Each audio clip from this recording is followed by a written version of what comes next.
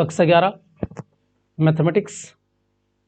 छात्रों, ये हमारी वीडियो नंबर 8, हमारा चैप्टर नंबर 11 शंकु का परिच्छेद।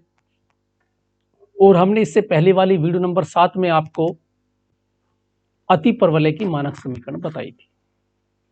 अतिपरवलय हमारे पास दो प्रकार का था, दो टाइप की इसकी समीकरण थी, वो तुमने अच्छी तरह पढ़ लिया होगा। अगर नहीं देखी तो हमारी वीडियो नंबर 7 अतिपरवलय की देखें, तभी ये प्रश्न समझ में आ जाएगा।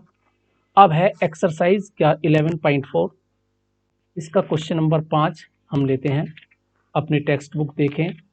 टेक्स्ट बुक में एक्सरसाइज 11.4 में जो पहले 4 क्वेश्चन, पहले जो 6 क्वेश्चन हैं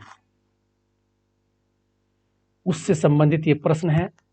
इसमें अति परवलों के शीर्षों, नाभियों के निर्देशांक, उत्केंद्रता, नाभिलंब की लंबाई हमें ज्ञात करें और हमें समीकरण। छात्रों, हमारे पास हमें एक समीकरण दिया है ये, और हमें इसे पहले मानक रूप में लिखना पड़ेगा। हमने क्या किया, जो इसकी राइट साइड में 36 है, 36 से इसे पूरा डिवाइड कर दिया। तो हमारे पास आ गया, जब डिवाइड करेंगे तो ये आएगा 5y² minus 9x² equal to 36। ये जो 5 है इसे हमने नीचे लिया है, तो इसे लिख लिया हमने y²/36/5 minus x²/36/9 equal to. देखो हम देखते हैं y² 36/5, तो ये तो हमारे पास जो मानक यहाँ देखते हैं हर इसका बड़ा है। यहाँ देखते हैं y² का जो हर है वो 36 कीर्तन x² का, तो हमारे पास जो परवलय का x है वो y अक्ष पर है। देखो ये, तो परवलय हमारा दूसरे वाला टाइप का है, अति परवलय, परवलय नहीं अति परवलय, सॉरी। अति परवलय हमारे दूसरी टाइप का है ये, जिसके फॉर्मूले हम जानते हैं। इसका समीकरण होता है, तो परवलय का जो अक्ष है वो y अक्ष हुआ, मानक समीकरण हुआ इसका y² माइनस x² बराबर 1। इसके हम कंपैरिजन करेंगे, कंपैरिजन करके a² b² की वैल्यू हमें मिल गई। a² का मान आ गया 36/5, b² का मान आ गया 4। अब हमें इसका c चाहिए, तो c के लिए फॉर्मूला है c² बराबर होता है इसमें a² प्लस b², या a² बराबर होता है c² माइनस b²। तो इसमें हमने a² b² की वैल्यू पुट कर दी, और यहाँ से c की वैल्यू फाइंड करेंगे, तो c की वैल्यू निकल कर आ रही है हमारी ये 2√14/5। तो c की वैल्यू मिल गई। अब हम e की वैल्यू भी ज्ञात कर सकते हैं, c/a केंद्रता। तो अब हम सबसे पहले ज्ञात करने शीर्षों के निर्देशांक। शीर्षों के निर्देशांक होते हैं इस केस में क्या होते हैं, 0, a और 0 माइनस a, अर्थात 0 प्लस माइनस a। a की वैल्यू पुट कर दी, ये हमने ज्ञात कर चुका। a का मान है √36/5 यानी 6/5, 6/√5। इस प्रकार नाभियों के निर्देशांक होते हैं 0 प्लस माइनस c। c की वैल्यू हम निकाल चुके, 2 स्क्वायर रूट के अंदर 14/5, ये वैल्यू पुट कर दी। नाभिलंब की लंबाई होती है 2b²/a, वैल्यू पुट कर दी। तो ये हमें ज्ञात इसके करने थे, तो हमने इसके शीर्षों के निर्देशांक बता दिए, नाभियों के निर्देशांक बता दिए। उत्केंद्रता हम ज्ञात कर सके c/a।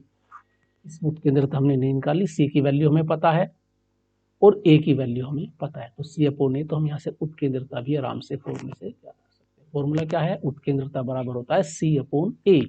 c की वैल्यू पता है, a की वैल्यू पता है, वैल्यू पुट करके e की वैल्यू हम ज्ञात कर सकते हैं। अब आते हैं हम क्वेश्चन नंबर 10।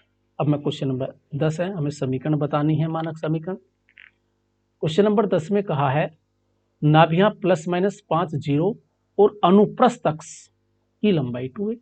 अनुप्रस्थ अक्ष देखो स्पष्ट है, नाभियां हमारे पास ±5 0 हैं, तो नाभियां x अक्ष पर हैं, तो हमारे पास जो अति परवलय है वो प्रथम केस है, फर्स्ट केस है, अर्थात अनुप्रस्थ अक्ष 2a, तो 2a की वैल्यू 8 है।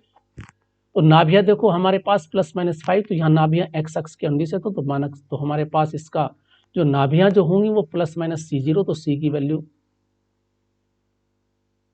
±c0, तो तुलना कर देंगे तो c की वैल्यू हमारे पास आ गई 5। 2a का मान यहाँ क्योंकि अनुप्रस्थ अक्ष 8 है, तो 2a का मान 8 है, तो a का मान 4 आ जाएगा। c² बराबर होता है a² प्लस b²। a की हम c की वैल्यू पता है, हमारे पास b की वैल्यू पता है, सॉरी ए की वैल्यू पता है और सी की वैल्यू, हम बी की वैल्यू याद कर लेंगे। यहाँ से पी की वैल्यू मिल गई, जब हमें ए की बी की वैल्यू मिल गई तो ए का मान 4 है तो ए स्क्वायर का मान 16 हो गया, बी का मान 3 है तो बी स्क्वायर का मान 16 है, क्योंकि ये परवल है, ये हमारे पास इसका एक्स अक्ष के अनुदिश था, तो इसका समीकरण होता है x square upon a square minus y square upon b square बराबर 1। इससे वैल्यू पुट कर दी ए स्क्वायर बी स्क्वायर और हमारे पास ये समीकरण आ जाएगा। अब हमारा इसका क्वेश्चन नंबर 12 है। अब हमारे पास नाभियां दी हुई हैं। क्वेश्चन नंबर 12 पढ़ते हैं। 12 में नाभियां हैं +-5 +-3√5, 0 और नाभि लंब की लंबाई 8। तो जब नाभियां से दिखाई दे रहा है हमारे पास इसमें कोटि यानी कि ऑर्डिनेट का मान, ऑर्डिनेट की वैल्यू 0 है, तो इसलिए एक्स अक्ष के अनुदिश है नाभियां, और नाभिलंब की लंबाई हम जानते हैं, इसकी नाभिलंब की लंबाई होती है 2b² a। देखो क्योंकि नाभियां एक्स अक्ष के अनुदिश हैं तो समीकरण हमारे पास क्या होगी, ये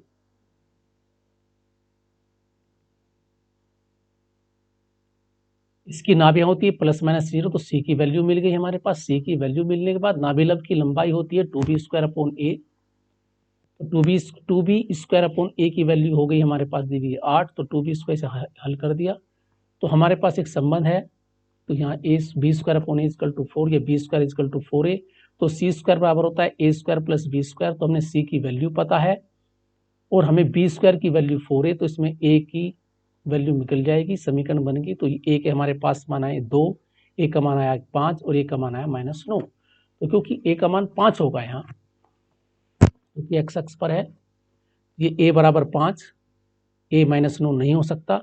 जब हमें a की वैल्यू मिल गई और b की वैल्यू, हम a की वैल्यू पुट कर देंगे समीकरण नंबर 2 में, तो यहाँ से b² की वैल्यू हो जाएगी।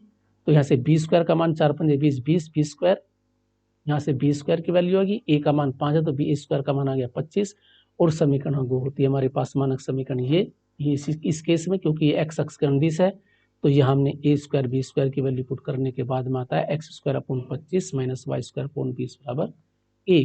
तो ये हमारी हुई इसकी वीडियो नंबर छात्रों 8। तो इसे ध्यान से पूछ करके पढ़ें, टेक्स्ट बुक के क्वेश्चन सब इजी हैं, डायरेक्ट फॉर्मूलों पर हैं। तो thank you, have a nice day.